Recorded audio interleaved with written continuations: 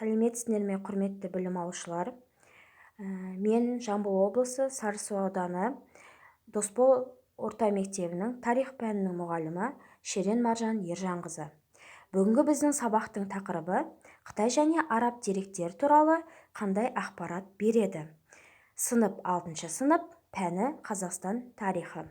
Бүгінгі сабағымыздың оқу мақсаттары 6.4.1.2 көшпелілердің шаруашылық өмірінің ерекшеліктерін анықтау. Бағалау критерийі көшпелілердің шаруашылығы туралы сипаттайды, деректердің құндылығын анықтайды. Бүгінгі сабақтың мақсаты барлық оқушылар көшпелілердің шаруашылық өмірінің ерекшеліктерін біледі.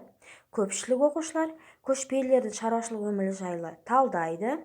Кейбір оқушылар қосымша материалдарды пайдаланып, өзіндік қорытынды жасай алады. Пәнаралық байланыс бізде қазақ әдебиеті, бейнелеу өнері және география. Алдыңғы біліміміз ежелгі адамдардың дүние танымы.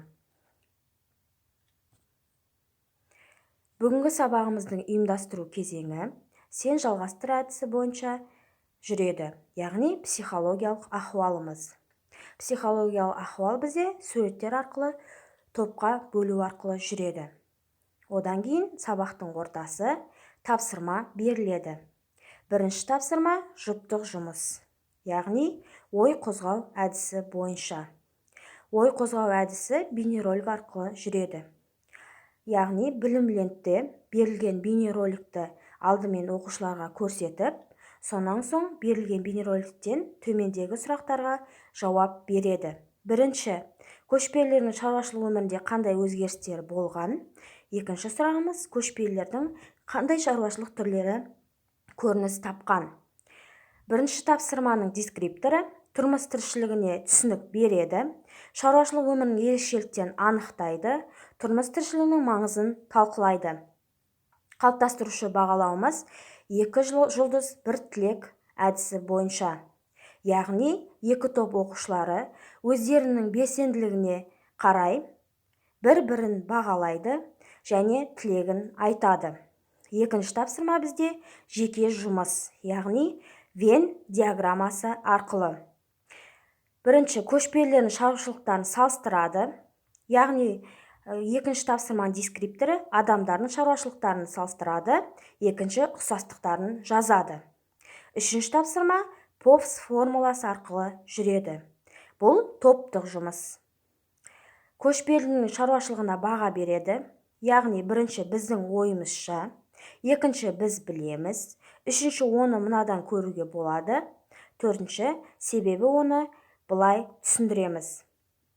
Яғни біріншісінде оқушы өз ойын жазады, екінші осы сабақта не білгенін жазады, үшінші тақырыпты неден көруге болатынын жазады, төртінші қалай түсіндіреді өткен тақырыпты, төртінші түсінгенін жазады. Үшінші тапсырманың дескрипторы көшпелілердің тұрмыс тіршілігін бағалайды, көшпелілердің шаруашылық өмірінің ерекшеліктерін сипаттайды. Бұл жерде қалыптастырушы бағалау екінші тапсырмада 5 саусақ әдісі арқылы жүреді. Ал үшінші тапсырманың қалыптастырушы бағалауы бала, оқушы, яғни дескриптор арқылы бір-бірін бағалайды. Және соңы рефлексия сыныптағы заттар әдісі арқылы жүреді. Яғни осы сабақта не ұққанын, нені түсінгенін чемоданға салып, өзімен бірге алып кетеді. Екінші, қоқыс жәшігіне бүгінгі сабақта өздеріне керек болмаған, яғни тиімсіз тәсілдер немесе тиімсіз тұстарын қоқыс жәшігіне салып кетеді. Үшінші, ет тартқышқа әлі де сабақтан түсінбегенін, яғни әлі де түсіну керек дүниелерді, үйде оқу керек дүниелерді жабыстырып кетеді. Ең соңында үйге тапсырма беріледі. Тақырып бойынша 100 сөзден аспайтын эссе құрастыру. Бұл жерде бағанағы айтып кеткенде қалыптастырушы бағалауымыз сыныптағы заттар әдістер жүреді, 2 жұлдыз 1 тілек әдісі жүреді, сурет арқылы топқа бөлу жүреді, және саралау.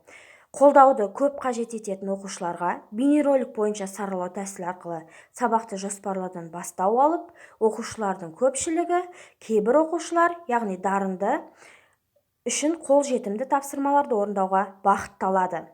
Көпшілік оқушыларға Вен диаграммасы бойынша саралау тәсілі арқылы қабілеті төмен оқушы ақпаратты қарапайым тілмен түсіндіруді қажет етеді.